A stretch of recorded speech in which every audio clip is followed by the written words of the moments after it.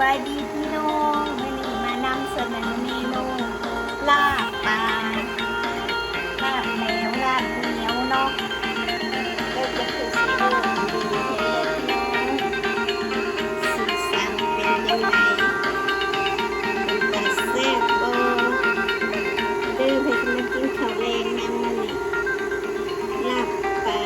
นัวแซ่บเวอร์วังอลังการงานสร้างเด็ดจวดเด็ดจ้าเด็ดน้อง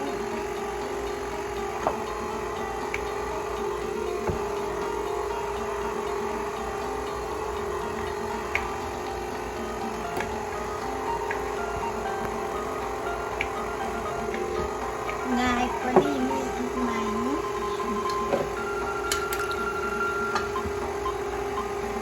ถ้าใคร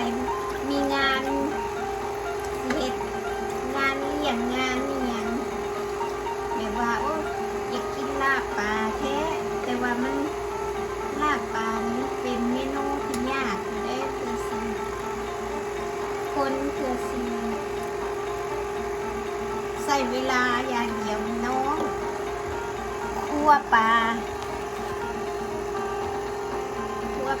มา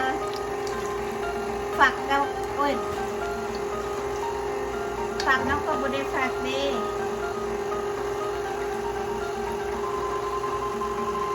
ไม่ภาษาอังกฤษนี่มันบ่โอเด้นอันนั้นเราบ่ต้องยำเราบ่ต้องซับเนาะเลยว่าภาษาไทยอ่ะซะเราบ่ต้องใส่เวลาไปซักปลาเพื่อสิละเอียดเพื่อสิได้มาตามมาลาดเน้นครัวนูคิทเช่นนำเสนอใส่เวลาแต่มกเครื่องหอมที่เขาคือจะใส่ลาบนะเพราะว่าเฮ้ยครัวเขาก็สิมกหัวคาหน่อยนึงให้มันหอมแล้วก็สิมกกระเทียมหอมแดงนี่สิแล้วเขาก็เอามาตำ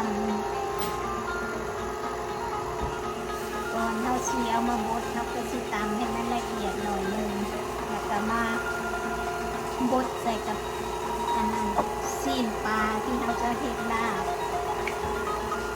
บดให้มันละเอียดเข้ากันเลยแล้วก็เอามาใส่กระซามใส่ขบอิเล็กทรอนิกส์เลยพี่น้องนี่Kitchen Air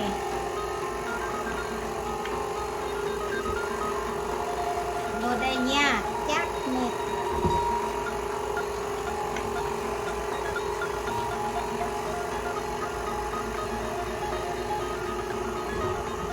แล้วยันมันบดชัวเนาะเพราะว่าเขาบดได้ใส่อันนี้กระซามที่มากับเครื่องจักรเนาะแต่เขาเทตามเขาก็ใส่กระซามนะเขาใส่กระซามให้ตัวเขาเอง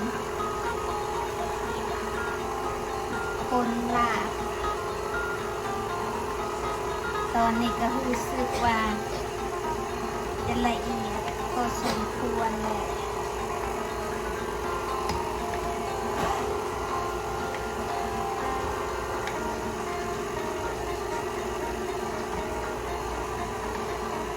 คนไทยอันนั้นหมอลงให้อยู่อะคนลงให้เนี่ยยันปวดเอง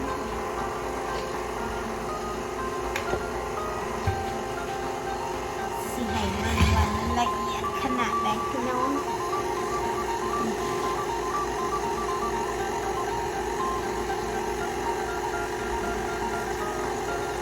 บางคนจะชื่อว่ามันบ่แซ่บเอาจากเผ็ดแซ่บโพดพี่น้องใส่เป็นนัวให้มันหลายแล้วกันบ่ต้องเบิ่งหน้าแม่ครัวเด้อเบิ่งแต่ซ้ำลาบปลาเห็นแล้วก็สีลายไหลนั่นเลย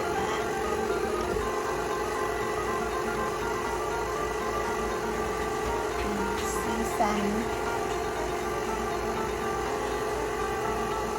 เนี่ยมันได้ที่แล้วเขาก็สี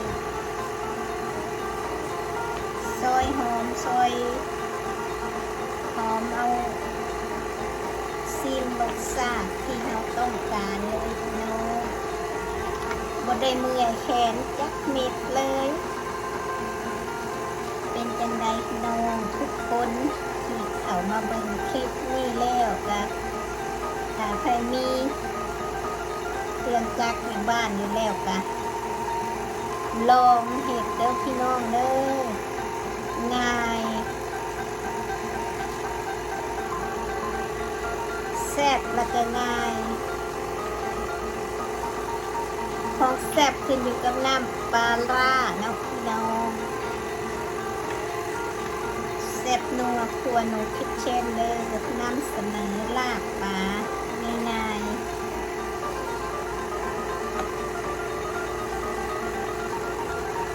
แต่ผู้ใดเฮ็ดอาหารขายจังสิจะเอาสูตรนี้ไปใส่ได้เลยพี่น้อง